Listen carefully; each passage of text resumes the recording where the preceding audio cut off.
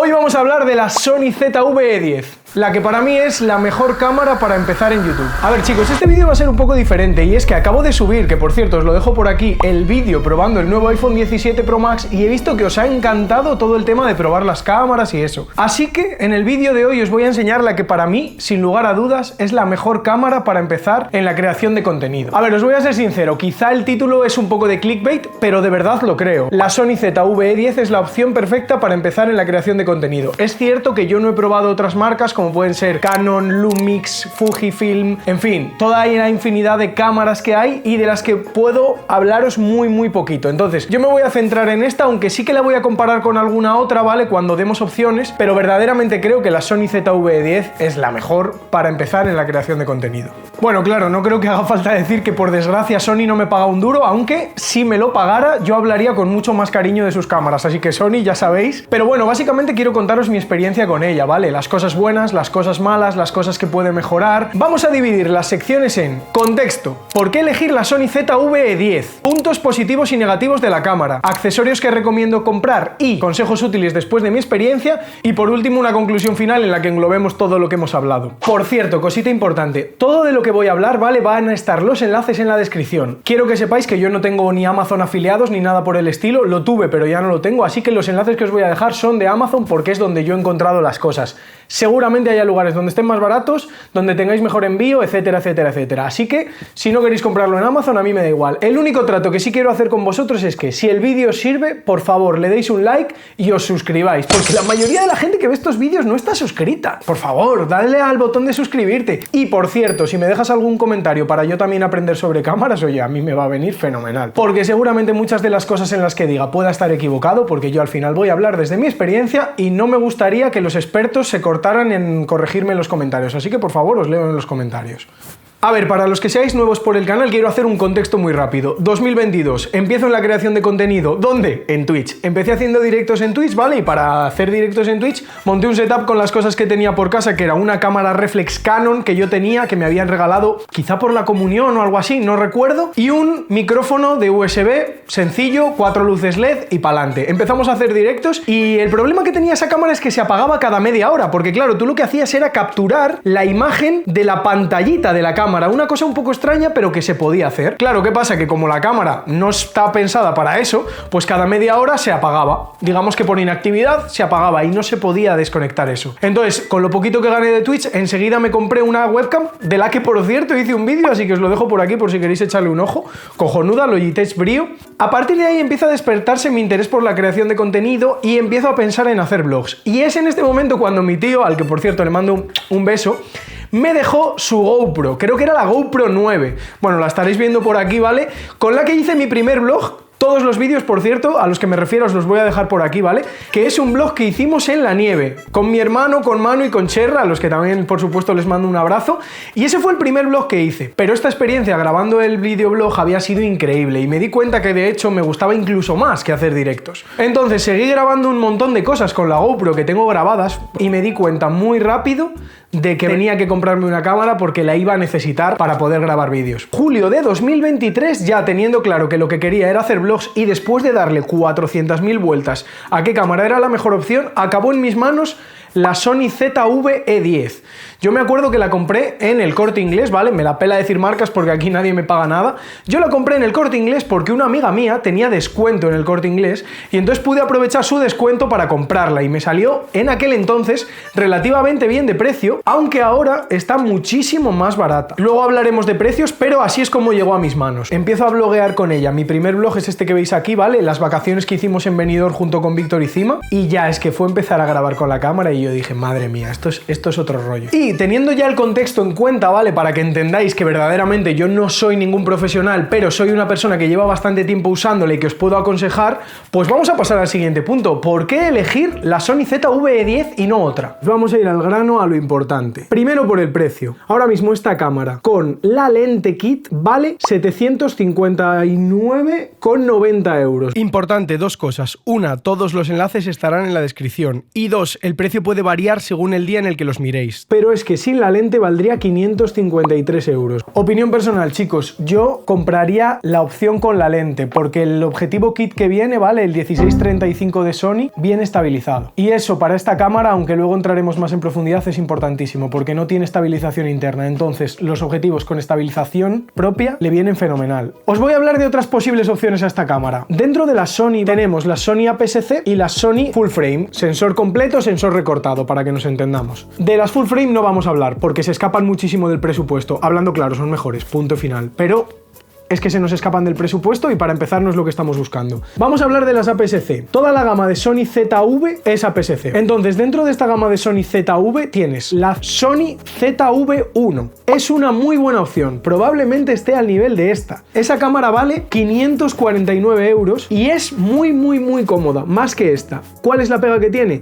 Que no tiene objetivos intercambiables, tiene un único objetivo que sirve para todo. Existe la versión 1 y la versión 2, no sé cuáles son las diferencias, pero la versión 2 es bastante más cara, creo que vale unos 900 euros. Os recomiendo la versión 1, no es nada mala para empezar y tiene las mismas cosas que esta, a excepción de los objetivos intercambiables, entonces es una muy buena opción, pero yo sinceramente recomiendo esta, incluso aunque sea para empezar, porque te da mucho más juego. La otra, es verdad que te cabe en un bolsillo y eso es muy cómodo, las cosas como son. Segunda opción, y me imagino que será la que más curiosidad os dé, Sony ZV-E10 versión 2, es decir, la nueva versión de esta cámara. ¿Por qué yo no la voy a recomendar? Porque vale 1021 euros con 87, es decir, casi 500 euros más que la versión 1. Y en mi opinión, aunque sí que le han metido una mejora importante que es en el color, esta cámara es capaz de captar 8 bits de color y la nueva 10, que es mucha, es una gran diferencia, pero sinceramente para la gente que estáis empezando esto no os va a interesar demasiado. Luego entraremos un poco más en profundidad a entender esto, pero no os va a interesar demasiado. Y sin embargo, la verdadera mejora que para mí necesita esta cámara, que luego de nuevo hablaremos más de ello, que es el estabilizador, no lo tiene tampoco. Así que yo sinceramente no recomiendo gastarse 500 euros más por ella, la verdad, así que la vamos a descartar. Cámaras deportivas, cámaras 360, GoPros, sinceramente, yo para hacer vlogs las descartaría por completo. He visto gente que consigue sacarle muy buena imagen, pero en general se ven, no sé cómo decirlo ni cómo explicarlo, muy digital, pero a mí personalmente no me gusta. Me parece que los vlogs que consigues con cualquiera de estas cámaras que hemos hablado antes son mucho mejores. Otras cámaras que resultan muy interesantes para empezar, ¿vale? Son la gama APS-C de Sony. Solo yo la recomendaría a partir de la 6500, porque tiene lo que esta cámara no tiene y necesita como el comer, que es el estabilizador del sensor.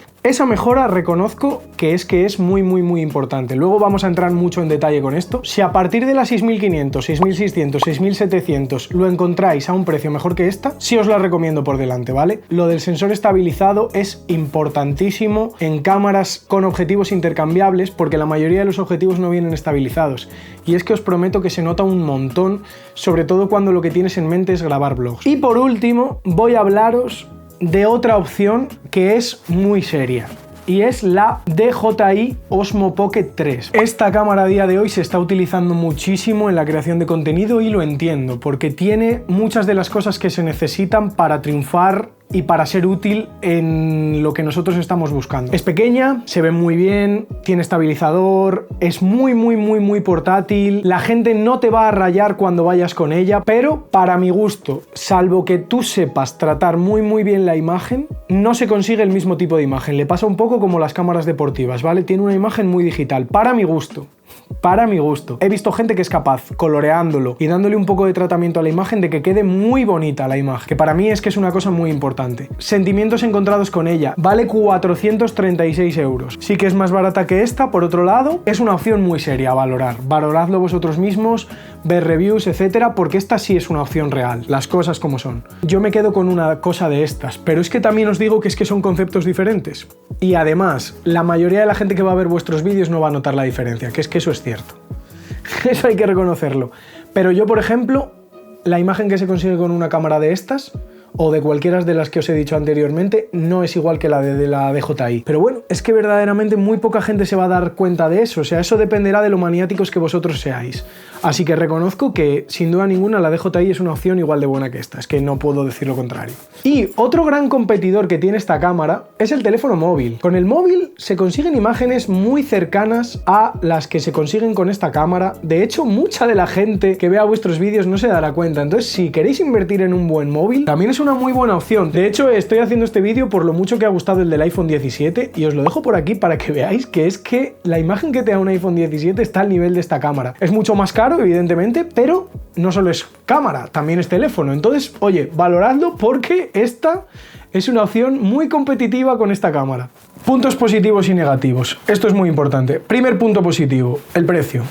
Es indiscutiblemente uno de los mejores precios en el mercado por una cámara que graba en 4K. Poco más que decir en este sentido, es lo que hay. Segundo punto positivo, la posibilidad de los objetivos intercambiables. Es lo que para mí la convierte en una opción excepcional. Esta parte viene con un pequeño punto negativo, pero lo veremos luego. Tercer punto positivo, es muy pequeñita. Muy portátil, muy fácil de llevar, muy fácil de transportar, no pesa nada a la hora de cargarla, ya sea como vlog o como queráis, es una cámara que pesa muy poquito. Otro de los puntos positivos sin duda es la calidad de imagen. HD hasta 120 frames por segundo y 4K hasta 25 frames por segundo. Es verdad que esto es un pequeño asterisco porque, si no me equivoco, la versión 2 ya graba hasta 60 frames por segundo. Pero para mi gusto, a pesar de que nunca vienen de más, no son necesarios para nada. Ya sabéis que el cine se graba a 24 frames por segundo y yo, aunque tuviera disponible los 60, seguiría grabando a 25 frames por segundo, así que eso es importante, ¿vale? Otro punto positivo es que tiene la opción de grabar en logarítmico, ¿vale? El logarítmico es esto. Os lo voy a dejar tal y como sería, ¿vale? Que la imagen se graba con un alto rango dinámico, lo cual te permite poder jugar mucho a la hora de colorearlo con los grises, con los colores, etcétera, etcétera. Esto es increíble, ¿vale? O sea, esta es la manera en la que tú tienes de sacarle más partido a esta cámara. Pero también con asterisco, ¿vale? Porque esta cámara solo tiene 8 bits de color, por lo tanto es cierto que a pesar de tener muchas opciones de perfiles logarítmicos, yo no los recomiendo todos. Yo de hecho recomiendo como mucho el Cine 4, que es este que estáis viendo, porque en caso de usar el S-Log2, S-Log3, que suelen ser los más típicos, te vas a encontrar con que no tienes toda la gama de color disponible y queda un poco extraño, y sobre todo si no la sabes usar. Entonces, punto positivo por tener posibilidad de grabar con perfiles logarítmicos, punto negativo por los 8 bits, aún así ahora lo veremos. Vale, vamos con los puntos negativos. Para mí uno de los puntos negativos de esta cámara, y es inevitable dado que tiene objetivos intercambiables, es que es APS-C. APS-C significa que el sensor completo lo recortan. ¿Qué supone eso en términos prácticos? Que cualquier objetivo que compres tiene un zoom innato, digamos. Es decir, si tú compras un objetivo de 16 milímetros va a ser de 24, si compras uno de 50 en realidad va a ser de 75, siempre le tienes que multiplicar por 1,5, ¿vale? Es muy difícil encontrar, por ejemplo, objetivos para bloguear. Yo siempre siento que me quedo muy cerca de la imagen, ¿vale? O sea, tú imagínate, si estuviera blogueando, yo más o menos estaría a esta distancia, ¿vale?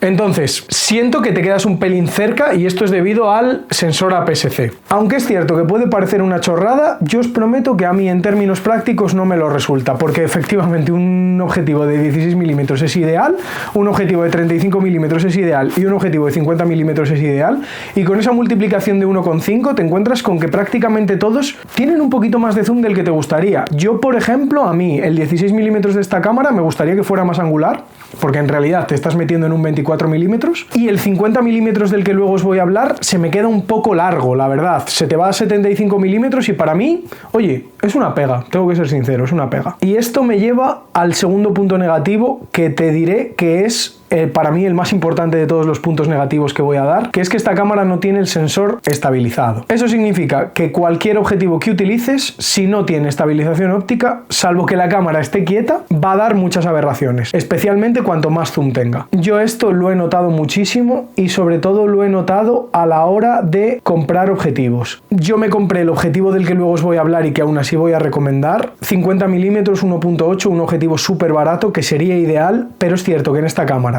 con el por 1,5 que le tienes que hacer por el sensor recortado y con el hecho de no estar estabilizada, te pasa pues esto que estáis viendo ahora mismo, que tú en la mano nunca puedes grabar con ese objetivo, siempre tiene que estar posado en un trípode. Para mí esto es una pega gigante porque hay una cantidad enorme de objetivos disponibles para estas cámaras, pero muchos de ellos quedan descartados por no tener estabilización óptica, porque es que a la larga te va a perjudicar muchísimo esto. Y creo que en este caso no es porque yo sea muy maniático, sino porque es que creo que es verdaderamente desagradable cuando ocurre. Tercer Primer punto negativo. Estas cámaras utilizan unas baterías que son menos duraderas que otras de las que he hablado y por supuesto menos que las de sensor completo. Es cierto que aún así es una batería bastante duradera. Puedes conseguir baterías muy baratas, como veremos luego en los accesorios, pero ya hay que ponerlo como pega porque es verdad. Otra de las pegas muy importante de esta cámara: se calienta bastante rápido y eso hace que se apague. Me ha pasado en varias ocasiones, especialmente cuando grabo cosas un poquito largas. Como grabes tipo 15, 20 minutos, 40 minutos, si llega, se te va a cortar, se va a calentar y va a necesitar descansar. Eso para mí es una pega grande.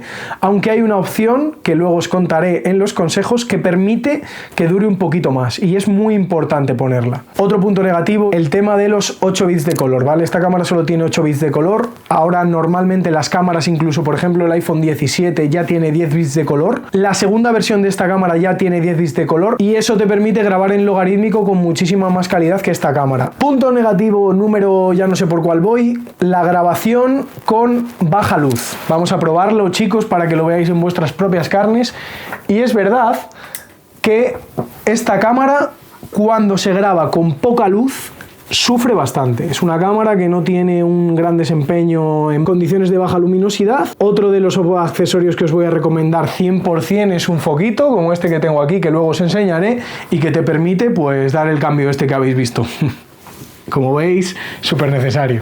Y me falta un último punto negativo, ¿vale? Pero que este es una percepción completamente personal y seguramente, si Dios quiere, a muchos de vosotros nos pase, que es que a mí me ocurre que grabar con esta cámara me da vergüenza. Así como suena. Esta cámara, cuando grabas con ella por la calle, ya sea en un trípode, blogueando de la mano, como sea, la gente os va a mirar. La gente os va a mirar curiosa, va a pensar que estáis grabando, que sois famosos creadores de contenido, youtubers, tiktokers, lo que sea. Y es algo que no me pasa con otras cámaras. No me pasa ni con la GoPro, no me pasa con el móvil, seguramente no pase con la Osmo Pocket. Y sobre todo, hay muchos sitios donde con esta cámara no os van a dejar grabar. Me ha pasado en supermercados, me ha pasado en cines, en restaurantes, me ha pasado en centros comerciales, me ha pasado en eventos, mientras que con el móvil, Osmo Pocket, GoPro, jamás os dan un problema. Con esta cámara, sí. Y además, lo me englobo también en esto, es una cámara muy delicada. Los objetivos son delicados, ella misma es delicada, no se puede caer, no se puede golpear, no se puede rayar, no se puede estropear, hay que tener mucho cuidado con el sensor. Creo que sí que está sellada, pero aún así yo no la utilizaría con la lluvia. Y eso sería todo, chicos. O sea, entendedme, hay cámaras mucho mejores. Cualquiera de la gama de sensor completo de Sony es mejor, pero es que por este precio no la vas a encontrar. Entonces, para mí, que puedas exigirle a esta cámara, estos son los puntos positivos y negativos. Vale, chicos, hablemos de accesorios, lo cual para mí es súper importante, así que os voy a recomendar los que más recomiendo por orden de necesario a menos necesario. Número 1, micrófonos. Hay dos que os recomiendo. Un micrófono de escopeta de los pequeños, ¿vale? Hay dos opciones, el Rode o el Boya, los dos son muy económicos. Yo tengo el Boya y se escucha fenomenal, como podéis ver, pero es cierto que el Rode tiene muy buen precio y la marca es mucho mejor, así que aunque no lo he probado, probablemente se escuche mucho mejor. Hay 1000 opciones más, pero ya valen mucho más dinero, son mucho mejores también. Os las dejo por aquí para que las veáis. Los micrófonos que llevo utilizando todo el vídeo son micrófonos inalámbricos, ¿vale? Yo lo llevo aquí, mirad. Yo lo llevo aquí. Estos micrófonos valen menos de 100 euros, os voy a dar dos opciones. La opción de Holymark, que es esta, o la opción de DJI. Al ser mejor marca, probablemente sean mejores. Los dos por menos de 100 pavos. Mejoras muchísimo el audio, que en mi opinión es incluso más importante que la imagen. Número 2, el foco. Os lo voy a enseñar, ¿vale? Para que lo veáis y para que veáis lo cómodo que es. Fijaros, este es el foco.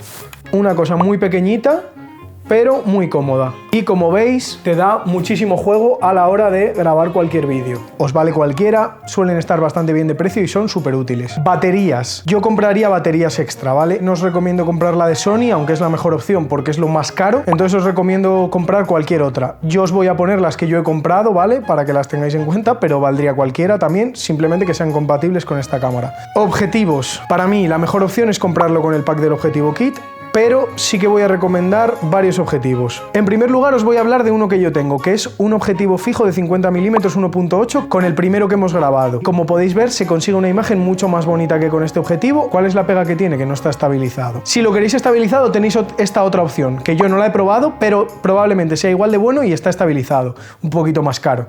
También recomiendo 35 mm, será fenomenal y sacaréis unas tomas preciosas. Y voy a recomendar dos objetivos que yo sin duda me encantaría comprar cuando tuviera un poco más de dinero. El objetivo del que yo más ando detrás, que es este que estáis viendo, Tamron 1670 2.8 me parece que es un objetivo que te lo da todo, tiene mucha apertura, está estabilizado, pero claro, yo nunca lo he llegado a ver por debajo de 600 euros, creo que nunca lo he visto, o sea que ya es un gasto importante. Y os voy a recomendar probablemente el mejor objetivo para cámaras APS-C, pero que en mi opinión, como no está estabilizado, con esta cámara, aunque no lo he probado, estoy seguro que dará muchos problemas, que es este Sigma que estáis viendo por aquí. ¿Cuál es el problema? Que no está estabilizado. Y yo, por mi experiencia con esta cámara, estoy seguro que sufrirías mucho con ese objetivo. Aún así lo voy a recomendar, porque si al final, en vez de comprar esta, compráis una con sensor estabilizado, yo ya os digo que si tuviera una cámara con sensor estabilizado, ya tendría ese objetivo, seguro, porque calidad-precio es excepcional. Después, que os voy a decir, cualquier objetivo de Sony de los que valen 1000, 2000 euros, son buenísimos, ¿vale? Eso no tiene ni que decir, así que esos ya os buscáis vosotros la vida, porque efectivamente son muy buenos. Uno muy importante, voy a por él. Necesitáis sí o sí algo como esto, ¿vale? Esto es un, llamémoslo, mini trípode. Tú colocas la cámara aquí, lo puedes posar en absolutamente cualquier sitio y además lo puedes usar para bloguear. Te da un poquito más de distancia sin tener que estirar el brazo demasiado y, aunque no os lo creáis, hace que la cámara esté más estable. Así que este es uno de los imprescindibles, 100%. Por supuesto, un trípode grande como el que estoy utilizando ahora os va a ser súper útil. Mientras grabábamos el vídeo, al final se ha hecho totalmente de noche, pero bueno, vamos a acabar con los consejos. Primero de todos, el mejor modo de esta cámara es el modo S. Con ese modo dejas fijo manualmente la obturación y cambia todos los demás parámetros, pero nunca la obturación. ¿Por qué esto es importante? Porque en el modo automático se cambia la obturación y eso hace que a veces ocurran cosas como las que estáis viendo, que es que la imagen laguea. Y no es nada agradable llegar a haber grabado algo y darte cuenta de que lo ha grabado así. Y de esta manera va a cambiar todos los demás parámetros para que la imagen se vea bien, pero no la obturación. Sin entrar mucho en detalles, ¿vale? Porque sí que se puede jugar con ella, sobre todo gente que conoce mucho más. O sea, yo todavía a día de hoy no sé bien utilizar ese aspecto. Siempre hay que tenerla al doble de los fotogramas que vosotros utilicéis. Es decir, si tú utilizas 25, 50 es como lo tengo yo ahora mismo. Si utilizas 60 a 120, si utilizas 120 a 240, y así es la manera ideal, y de esta manera lo mantienes fijo y solo cambia el resto de parámetros. Muy recomendable, mucho. Segundo consejo, cuando aprendáis un poco más de imagen, sí que os recomiendo grabar en logarítmico.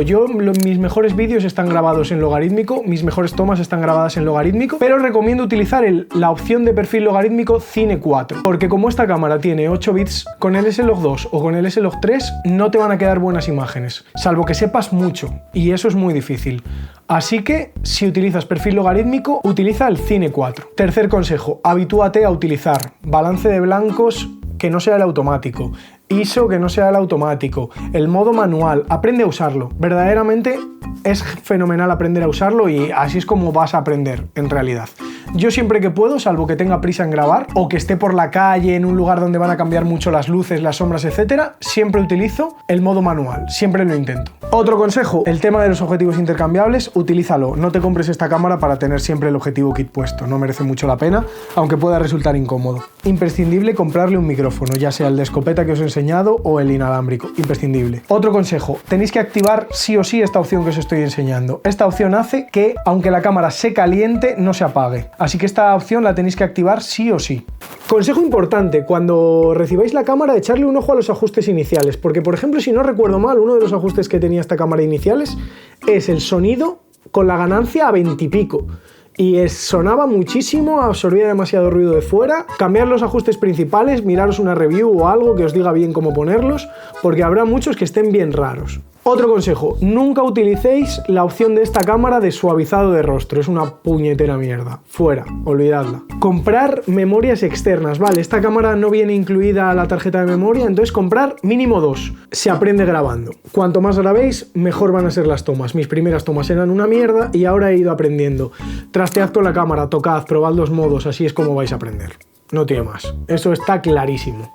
Desde mi punto de vista lo mantengo, esta es la mejor opción para grabar vídeo en 4K y empezar a crear contenido, especialmente para YouTube. No puedo deciros otra cosa, simplemente que espero vuestra opinión en los comentarios, que si os la compráis y os ha servido este vídeo dejéis un like, os suscribáis y esas cosas, y nos vemos en el siguiente vídeo.